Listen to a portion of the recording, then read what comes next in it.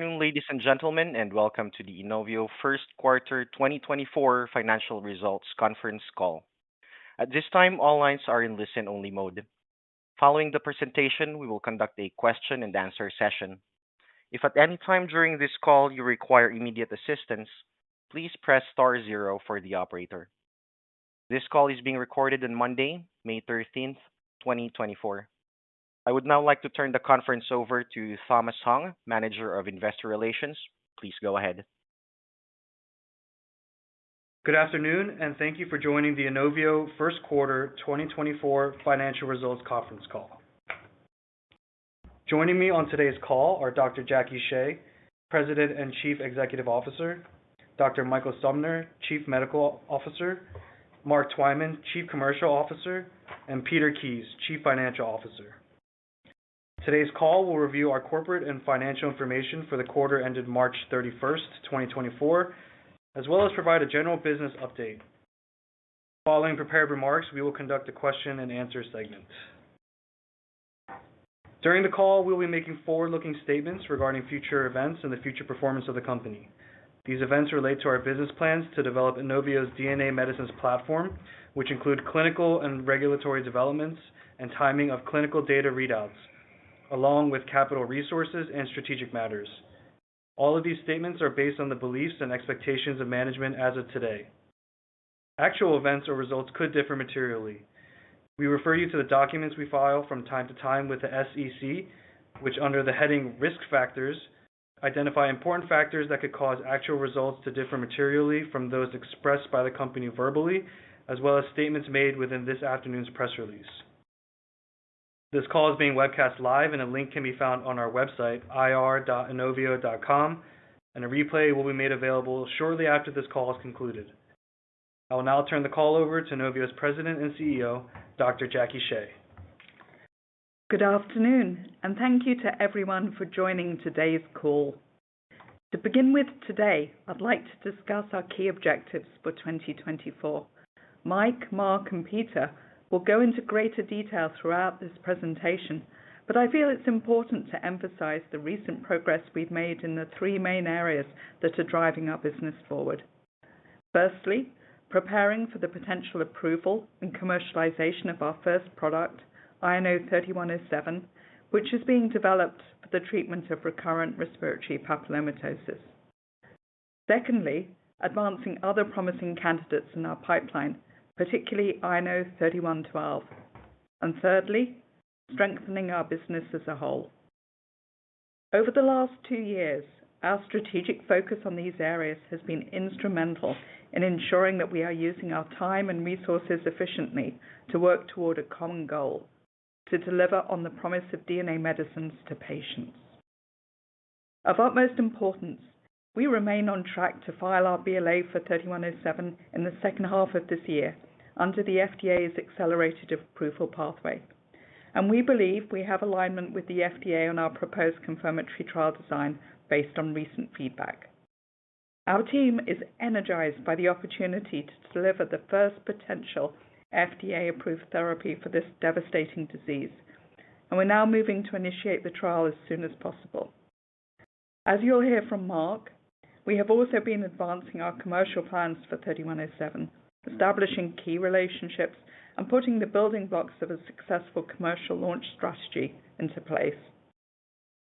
In parallel, our clinical and R&D teams have continued to advance other promising candidates across the pipeline, focusing on later-stage assets with high unmet medical need and strong commercial potential. We believe we have reached alignment with the FDA on the phase 3 trial design for 3112 in combination with LOQTORZI for throat cancer, and will focus next on discussing those plans with European regulators. Following feedback from the FDA, we also expect to submit plans for a phase 2/3 study with INO 4201 as an Ebola vaccine booster in this quarter, and look forward to a readout of the first clinical data from the phase 1 trial evaluating the anti-SARS-CoV-2 DMAb candidates in the second half of this year. Finally, we've continued to strengthen our business, adding key personnel, managing our resources, and strategically strengthening our financial position to support our key objectives. Of particular note, we recently raised approximately $33 million through an offering of common stock and pre-funded warrants in April. We remain committed to financial discipline and operational excellence to achieve milestones, which I believe will continue to be critical to our future success. I'd now like to pass the call over to our CMO, Mike Sumner, who will provide some additional details on 3107 and our other clinical progress across the pipeline. Mike? Thank you very much, Jackie, and greetings, everyone. As Jackie mentioned, we are all focused on advancing INO 3107 and excited by the potential to help deliver on the promise of DNA medicine for RRP patients. I'm pleased to share that we remain on target to submit our BLA, seeking accelerated approval for 3107 in the second half of 2024. I'm also pleased to inform you that the FDA has advised us that they had no additional comments on our proposed confirmatory trial design, so we are working to initiate the trial as soon as possible. The trial will be randomized and placebo-controlled, involving approximately 100 patients with a history of 2 or more surgeries in the prior year, with a treatment option for the placebo arm at trial end. The trial is strategically designed to focus on evaluating clinical benefit in reducing surgical interventions for the majority of RRP patients. We believe this approach targets a broader spectrum of RRP disease while also supporting expansion into the global marketplace. This is based on feedback we have received from European regulators, indicating that they will require a randomized placebo-controlled study for licensure. But perhaps most importantly, we believe our approach reflects what we've heard time and again matters most: reducing the number of surgeries patients face. That translates into reduced risk of permanent vocal cord damage and a significant improvement in quality of life. Our plans for this year also include the submission of new immunological data for 3107 to both peer-reviewed publications and key conferences. I look forward to sharing more details on this important work in the year ahead, but I can tell you that it supports what we believe to be one of the most important characteristics of 3107, that it reduces the need for surgery in patients by teaching their immune systems to mount an effective response to the underlying HPV infection. Specifically, the team has found that treatment with 3107 induces strong immune responses in the airway tissues of patients who are clinically responding to treatment. The types of immune activity we are seeing in these patients are diverse and include activation of antiviral pathways and engagement of both innate and adaptive cells of the immune system. So moving on to how we think 3107 and our focus on reduction in surgery could make an impact on patient outcomes.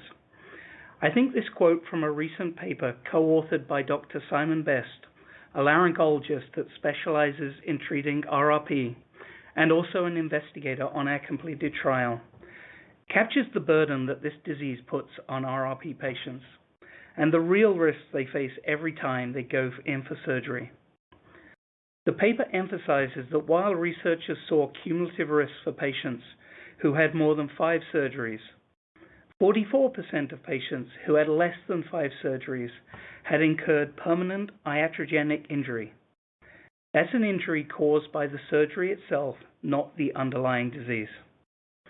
More simply put, the cumulative risk for injury increases with every surgery, but ultimately any one surgery could cause permanent damage. Consider then that many patients have hundreds of surgeries over their lifetime. With 3107, we aim to prevent further surgeries before that cumulative risk becomes dangerously high. So let's recall what RRP is as a disease, how it's caused, and what drives patients to seek medical treatment. We'll also address why we continue to believe 3107 could be useful for the broadest number of patients. First off, as we've spoken about extensively, RRP is a disease caused by infection with specific strains of the human papillomavirus, HPV 6 and HPV 11 in the majority of patients. The main symptom of the disease that drives patients to seek treatment as adults is the development of papillomas in the airway, especially in the throat and on vocal cords. These papillomas can cause difficulty speaking and breathing, substantially affecting a person's quality of life. 3107 has been shown to have the ability to generate antigen-specific T cells with lytic potential targeting both HPV-6 and HPV-11, which may eradicate HPV-infected cells. Next, what we know about HPV is that it is a very common virus that affects nearly everyone at some point in their lives.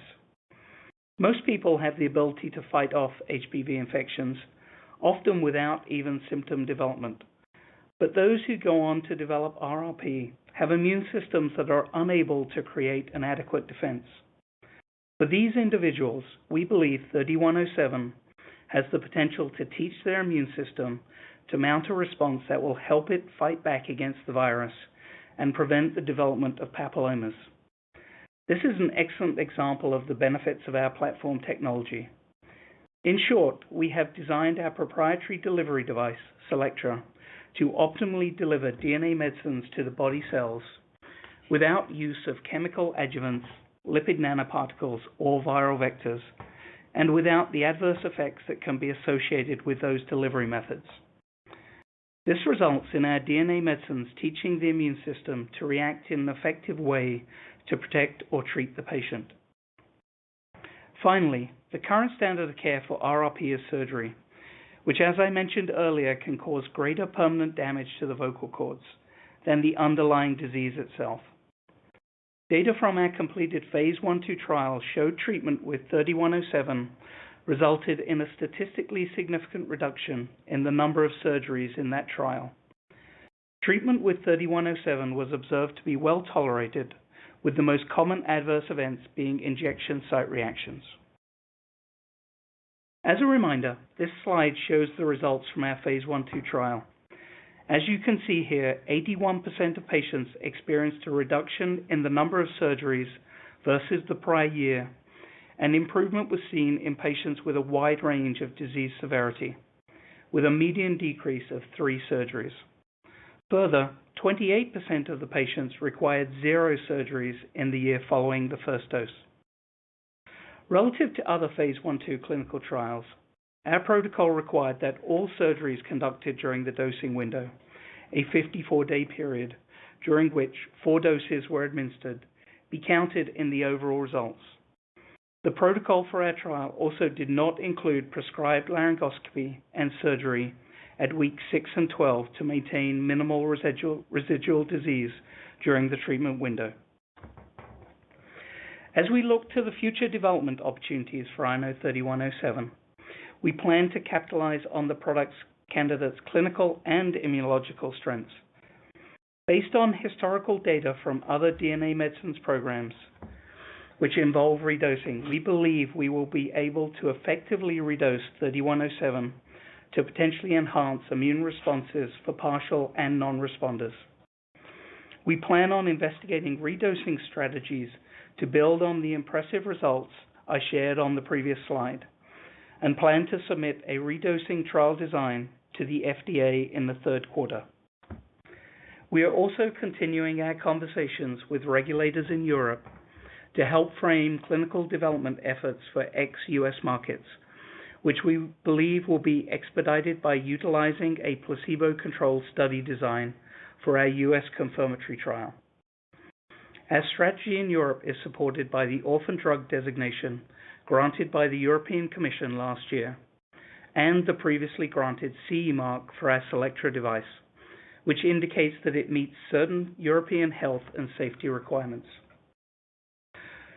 Turning now to another late-stage candidate, I'd like to provide some important updates on INO 3112.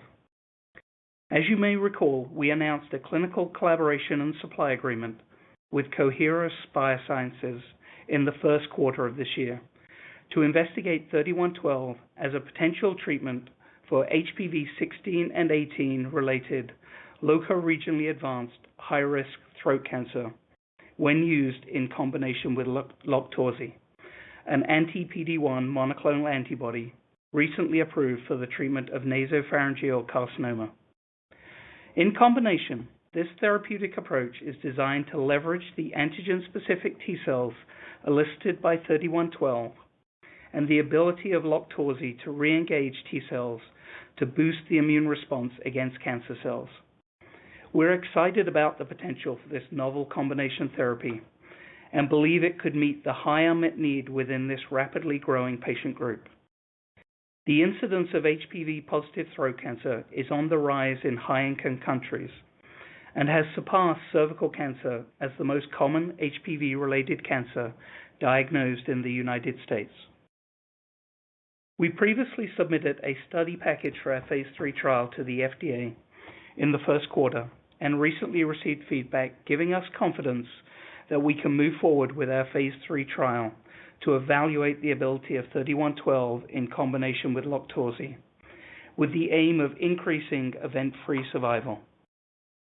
Our goal is to conduct a multi-center study in North America and Europe, and our next steps are to discuss the trial design with European regulators. We are also continuing to drive progress with some of our earlier stage candidates, including INO 4201, which is being studied as a heterologous boost to the FDA-licensed Ebola vaccine, Inovio. We recently generated some encouraging new antibody response data from our previously reported Phase 1 study by utilizing the FANG assay. This assay, which is often used in this disease space, and more accurately allows us to benchmark our data against other primary vaccines on the market, indicates that 4201 elicits a strong antibody response comparable to the Inovio primary vaccination. We are planning on publishing this data in a peer-reviewed journal, and based on productive feedback from the FDA and discussions with KOLs and collaborators, we are moving forward and aim to submit our revised protocol for the Phase 2/3 clinical trial with 4201 this quarter. We are aiming to conduct the trial in tandem with a non-human primate study to allow immunobridging of protective antibody levels in the non-human primate challenge study to human titers. And finally, from our work on next-generation DNA medicines, we look forward to sharing a readout of the first clinical data from the DARPA-funded Phase 1 trial evaluating the anti-SARS-CoV-2 DMAb candidates in the second half of 2024. For those not familiar with this innovative technology, we're using our core DNA medicines platform to evolve traditional monoclonal antibody therapeutics by encoding the DNA sequence for a specific monoclonal antibody in a DNA plasmid. We believe our DMAb technology has transformative potential, enabling functional monoclonal antibodies to be directly produced within the body. With that, I'll turn the call over to Mark to provide an update on our commercialization efforts for 3107. Mark? Thanks, Mike, and hello, everyone. I'd like to start today by taking a moment to highlight what's really driving our efforts to bring 3107 to market. Patients. RRP patients are desperate for a treatment that will provide relief from the physical and emotional burdens of surgery, and we are focused on bringing a potentially game-changing treatment option to market for them. Listening to patients allows us to continue to add to our understanding of their journey and the impact the disease has on their lives to enable us to best serve them. The quotes listed on this slide come from actual patients we've spoken to about RRP and how it has affected them. I can tell you that is the case with all rare diseases. For those living with RRP, the impact is real and can be life-altering to the point that they can't work in their desired profession or enjoy their friends and family like they used to. I would like to thank the patients, healthcare providers, and patient advocacy groups who are assisting us in ensuring that we develop 3107 to best meet patient needs. While Mike laid out what we see as the clinical advantages of 3107, they are just one part of our foundation for commercial success. As I highlighted last quarter, that foundation also includes a critical understanding of the patient and healthcare provider landscapes and building a deep bench of expertise on our commercial team. At a strategic level, for some time now, we've been clear on what the key strategic drivers of commercial success will be and have made significant progress to date against each of them. As examples, we've secured a temporary CPT code for administration of 3107, selected a 3PL partner, and have identified potential specialty distribution and pharmacy partners that we believe can best support our intended channel strategy. Based on a comprehensive claims database analysis, we are in the final phases of locking down our geographic field footprint and HCP payer deployment strategy and supporting non-field-based HCP and patient engagement strategies. We also plan to submit the proposed brand name for 3107 to the agency for review in the near term. We're moving fast, but remain grounded in a very thoughtful, methodical approach that I believe will carry us forward successfully. With the potential to be the first therapeutic treatment for RRP and the first DNA medicine approved in the U.S., 3107 could be groundbreaking from a scientific perspective. But a product like the recently approved nirogacestat serves an important reminder of why treatment options for rare diseases like RRP are necessary. Nirogacestat has many similar characteristics to 3107. Nirogacestat is the first FDA-approved treatment for adults with desmoid tumors, a rare disease characterized by non-cancerous growths found in connective tissue that, much like papillomas, are rarely fatal but place an incredible physical and emotional burden on patients, reducing their quality of life.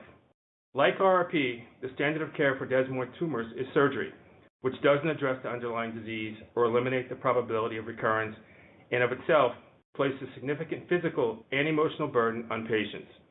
Approved for marketing by the FDA in late 2023, nirogacestat offers a desperately needed non-surgical treatment option to patients who might otherwise face the risk of damage to local soft tissue and joints, very much in the same way that we hope 3107 will prevent the need for surgery for RRP patients. I'll now turn the call over to our Chief Financial Officer, Peter Kies, for an overview of our first quarter financial results. Peter? Thank you, Mark. Today I'd like to provide an overview of Inovio's operational highlights and financial condition for the first quarter of 2024. As Jackie noted earlier, we continue to strengthen our financial position while working to advance 3107 and other promising candidates. We are pleased to announce a completed offering of common stock and pre-funded warrants in April 2024, with net proceeds from the offering of approximately $33.2 million after deducting underwriter discounts and commissions and operating expenses. These additional funds will help support our commercialization efforts for 3107 and support progress across our pipelines. We have again reduced our total operating spend, dropping from $44.1 million in the first quarter of 2023 to $31.5 million in the first quarter of 2024, a 29% decrease. Breaking down our operational spend further, our R&D expenses in the first quarter of 2024 totaled $20.9 million, compared to $30.2 million for the same period in 2023. The year-over-year decrease in R&D expenses was primarily the result of lower drug manufacturing, clinical trial expenses, outside services, and expensed inventory related to INO 4800 and other COVID-19 studies, and lower employee and consultant compensation, including stock-based compensation, among other variances. G&A expenses for the first quarter of 2024 were $10.6 million, compared to $13.9 million for the same period in 2023. The decrease in G&A expenses was primarily related to a decrease in employee compensation, including non-cash employee and consultant stock-based compensation, and a decrease in other legal expenses, among other variances.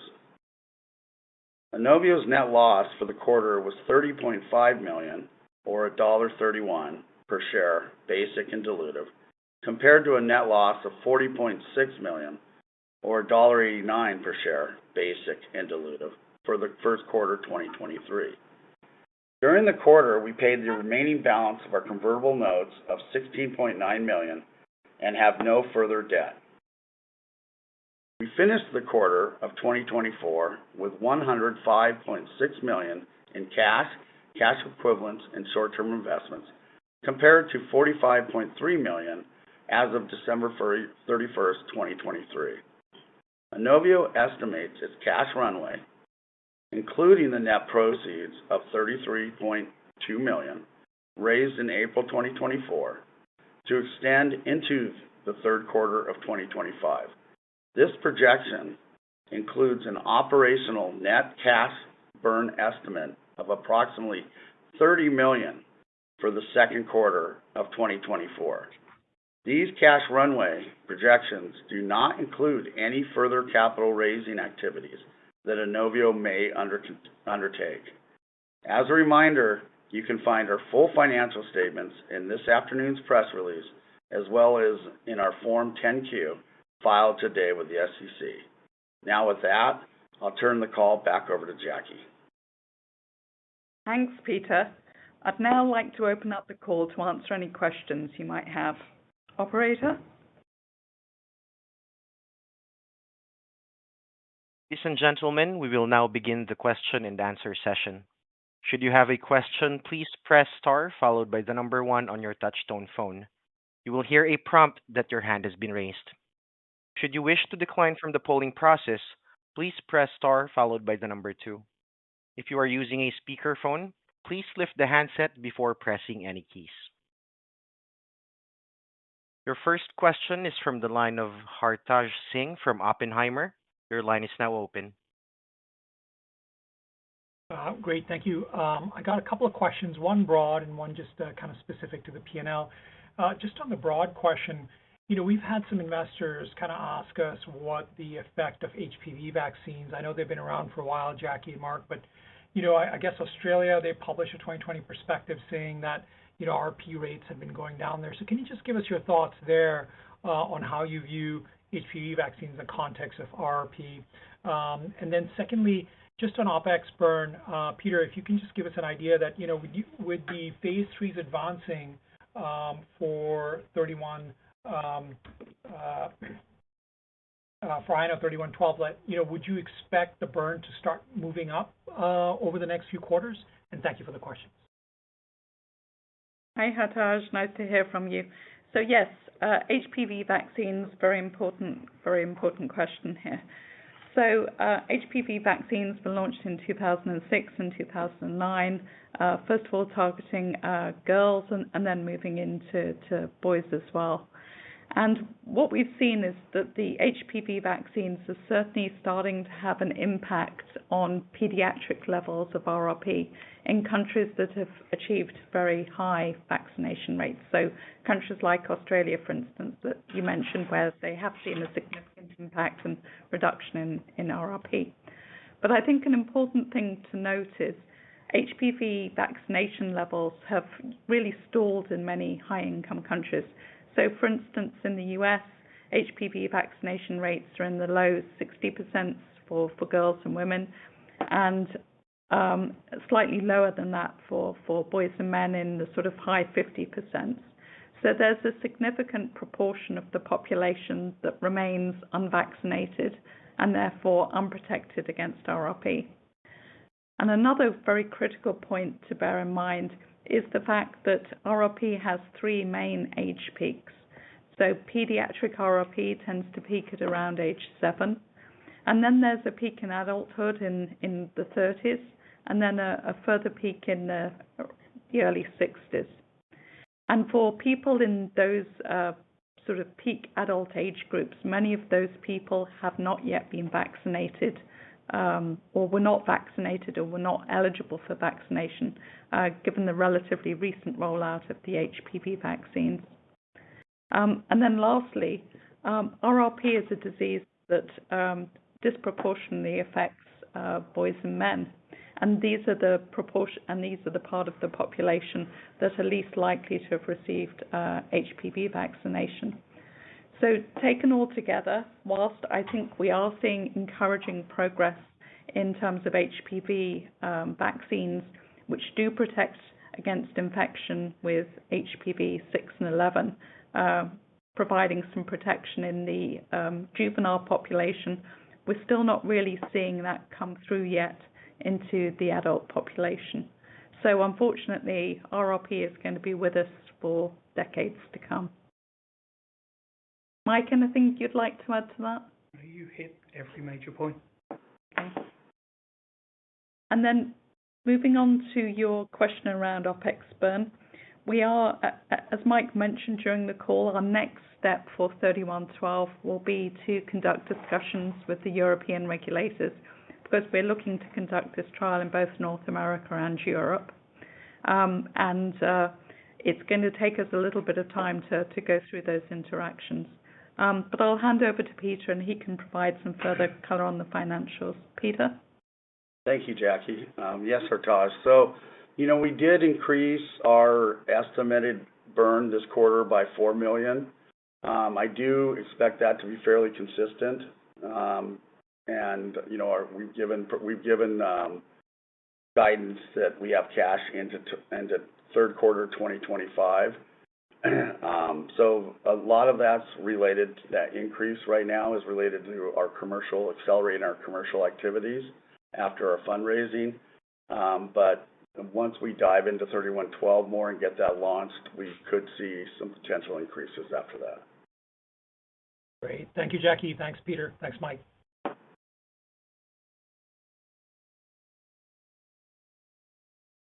Your next question is from the line of Roy Buchanan from JMP. Your line is now open. Hey, thanks for taking the questions. I just a few on 3107. This one's pretty naive, but just what are the device aspects of the BLA? What do you need to do to get that submitted in terms of the device itself? Yeah, great question, Roy. So as people may be aware, INO 3107 in the US is regulated as a combination product. So that means we need to submit on both the drug component as well as the device component. And I'll hand over to Mike to talk about our regulatory interactions around this combination with the FDA. Yeah, Mike? Thank you, Jackie. Obviously devices are a living, breathing element. And so, basically our file is really updating, making sure we're aligned with all the latest regulations that relate to the device. But I would remind you that the 5-PSP device has been used in 2 phase 3 studies before. We have significant experience with it, so we have a very good idea of how it performs in the clinical setting. So really it's just updating the device to bring it up to meet all the current standards for the BLA. Okay, great. And then I know this is hard to say until you actually start enrolling it, but can you just give us any kind of sense on how long it might take to enroll the confirmatory trial? And then for the immunology presentations you mentioned in the second half, can you point us to any conferences we should be particularly looking at? And then I have one on 3112. Thanks. Yeah. Mike, do you want to talk about the confirmatory trial and what we're thinking about in terms of enrollment timeline? Yeah, certainly. So, we had said on the call today that we're targeting approximately 100 patients. We were able to recruit the 32 patients in the phase 1/2 study across 8 clinical sites within approximately a year time period. We are going to be expanding beyond the 8 clinical sites significantly. So we're targeting roughly around the same recruitment period. Because obviously we're hoping that there'll be a commercial product available. So we want to recognize that patients will be wanting to access that as soon as possible. With regards to the immunology, we haven't indicated what conferences we're going to target or publications at the moment, but we will do so as soon as we know.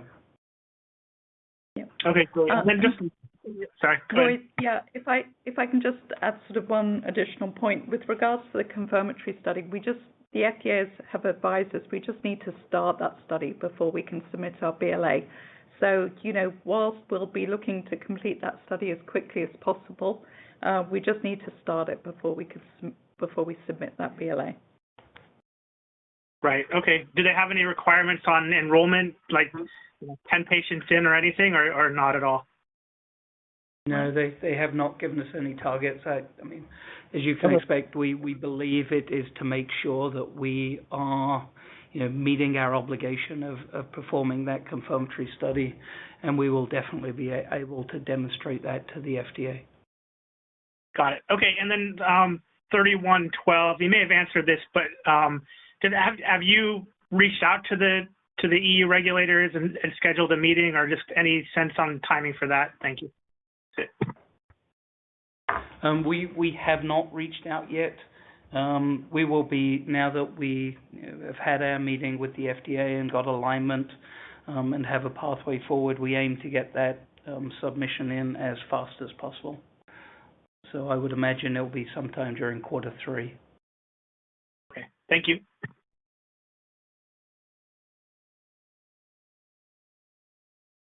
Your next question is from the line of Gregory Renza from RBC Capital Markets. Please go ahead. Hi, guys. It's Anish on for Greg. Thanks for the color on today's call and for taking our questions. I just wanted to ask on 3107 and more on the clinical use side. In considering the competitive landscape and with Precigen utilizing a sub-Q route of administration, what are you hearing from KOLs, physicians, and even patients on the use of the Selectra device as another relative layer or step for drug administration? And how do you feel this positions 3107 in the opportunity ahead, just in thinking about if it could be better suited for certain clinics, practitioners, or even patients? Thanks so much. Yeah, that's a great question. So for people who are not familiar with our device, as Mike mentioned earlier on in the call, this is a device that we've used previously in 2 other phase 3 studies. We've used the device in clinical trials in, I believe, more than 30 countries now. And what we uniformly hear back from physicians and patients is that the device administration of DNA medicines via the device is very tolerable for patients, and it's quick and easy to use for healthcare providers. So we really see the device as an important part of our delivery, and that it's enabling targeted and localized uptake of our DNA medicines. And so we see it as a core component of that, and we're really not seeing it as a barrier compared to sub-Q administration. Mark, do you want to talk about it? Yeah, I mean, just to be a little bit more specific, your comments were spot on, but we've done primary market research with physicians, and they've said exactly what Jackie said.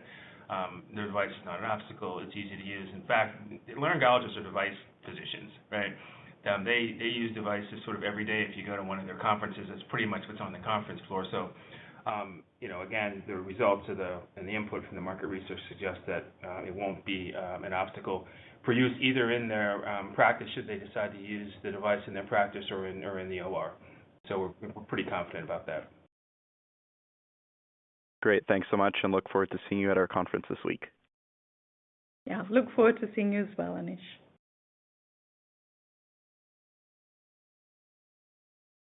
Your next question is from the line of Roger Song from Jefferies. Please go ahead. Great. Thanks for the update and taking our question. Maybe a couple questions related to 3107 in the confirmatory study. One is in terms of the control arm treatment option at the site end. I'm just curious to how heterogeneous we are talking about here, particularly as you expand this trial into global clinical sites. And also for the 100 patients in the sample size, what is the powering assumption there, particularly related to the effect size, how much reduction you are powering for the study to show? Understanding you probably alluded one fewer surgery can be clinically meaningful for those patients, but just curious, want to confirm what's the power assumption, the effect size assumption you have for the confirmatory study. Thank you. Okay, thank you, Roger. So your line's not terribly clear, but I think what we heard you asking was around the sample size and the powering for the confirmatory trial and what we're thinking of there, and also around the clinical trial sites, how heterogeneous they are and what the potential implications of that could be for a global rollout. Does that capture your questions? That's correct. Sorry about that. the connection here. Yes, those are the questions that we are asking. Great. So Mike, would you like to talk about the sites we've used to date, the sites we're thinking of using going forward, and why we think actually, having already been in 8 sites is actually very helpful for us? Yeah, no, and precisely that fact. I mean, we have conducted the phase 1/2 study across 8 academic sites primarily, and we obviously looked from an analysis point of view to see if there was any variability from site to site, and we did not see that. As you can imagine, in the United States, RRP, based on sort of sites that are able to do clinical trial or academic in nature. So as we expand beyond the original 8 sites, we really do not expect to see any impact from the site characteristics. And we are aiming to perform this study within the United States at this stage. As you mentioned, we have spent some time with European KOLs. The disease, while is treated surgically, they don't necessarily have access to the same surgical equipment. So we've kept that level of heterogeneity in mind as we've designed both the study and our planned rollout. With respect to the effect size, we obviously haven't detailed that, but what I will say is that we will be using a 2-to-1 randomization because we want to limit the number of patients that do not receive active treatment. If you remember, as we released both cohorts from the phase 1/2 study, both of those cohorts individually were statistically significant. And we, as part of the study, we also collected 3-year data for patients coming into that study, and so really used that data to try and estimate what the placebo effect. And we've got a very nice safety margin, we believe, in terms of how we've powered the study. So we're very confident, based on what we've seen in our phase 1/2 study and what data we have, that we have an appropriate effect size and statistical sample. Yeah, and if I can just add here, Mike, one of the reasons why we've gone down this path of conducting a placebo-controlled confirmatory trial is there are a couple of sort of real key reasons underpinning this. First of all is the median number of surgeries for RRP patients is approximately 4 per year, and therefore there are a lot of patients who are having less than 4 surgeries a year, and so it's important for us to be able to address that population of RRP patients as well, ideally before they start experiencing significant damage to their vocal cords.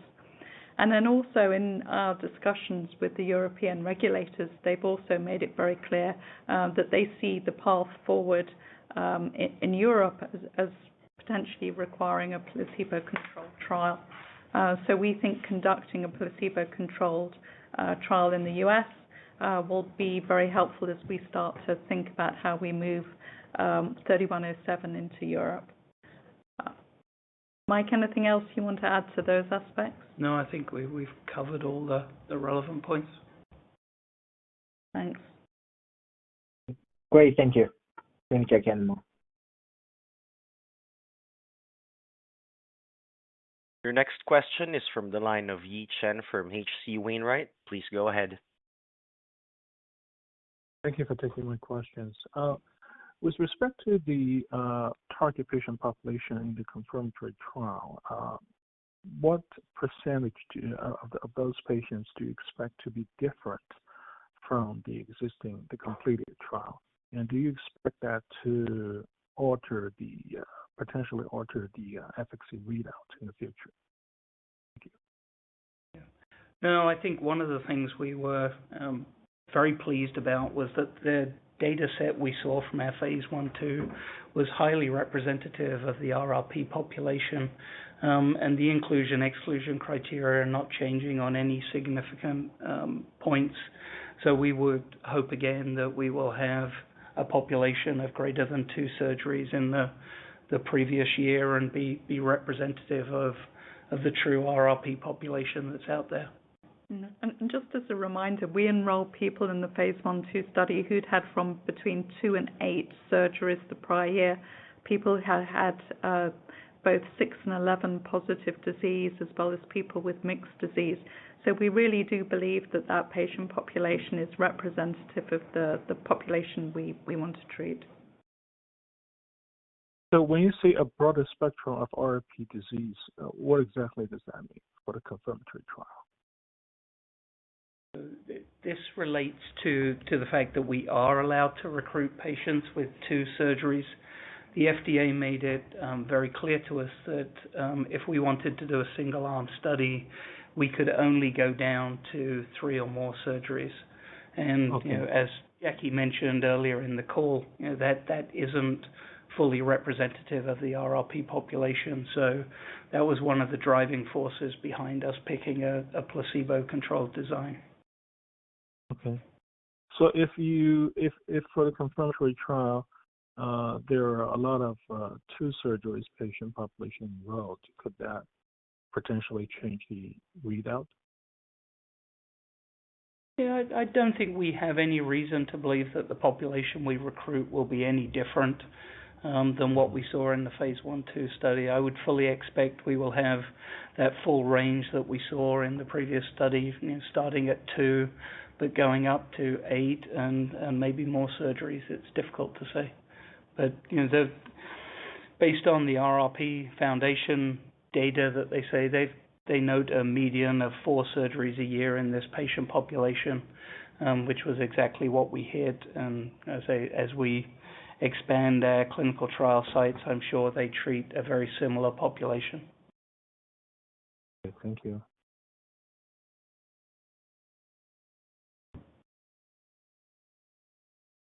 Your next question is from the line of Sudan Loganathan from Stephens. Please go ahead. Yes, thank you for taking my questions. Sorry, I'm hopping on a little late. Just wanted to ask really quickly, just in terms of the BLA submission being on track for INO 3107, is with the under the accelerated approval pathway, would there be the ability, if not for the accelerated approval pathway, is there still a chance to get under regular approval processes in the market by 2025, or is there any assurances from the FDA regulators that you can get to just make sure that you're on track for that for 2025? So, as part of our pre-BLA meeting with the agency, we will obviously request priority review, which is one of the advantages of breakthrough designation. Based on everything that the FDA has said to us about their recognition of the significant impact on these patients' quality of life, we are very hopeful that we will get granted priority review, which would substantially contract the review period. So, obviously I can't talk on behalf of the FDA, but we are on track to submit our BLA in the second half of this year. So, with priority review, we would hope that would mean a 6-month review period once the file has been accepted. Great. And then secondly, real quick, in terms of the initiation of the confirmatory trial, with the feedback that the FDA may provide with for that trial, is any of the outcomes of that trial going to be necessary or needed for like a full approval or any part of the approval process, kind of going forward with the priority review, or just how's the timing going to kind of line up between the two? Yeah, so with respect to the BLA filing under the accelerated approval process, none of the confirmatory study data will be required. The only thing the FDA have asked us to do is commence that trial.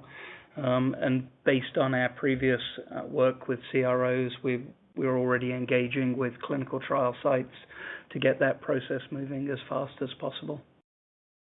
So we do not anticipate that will hold up our filing.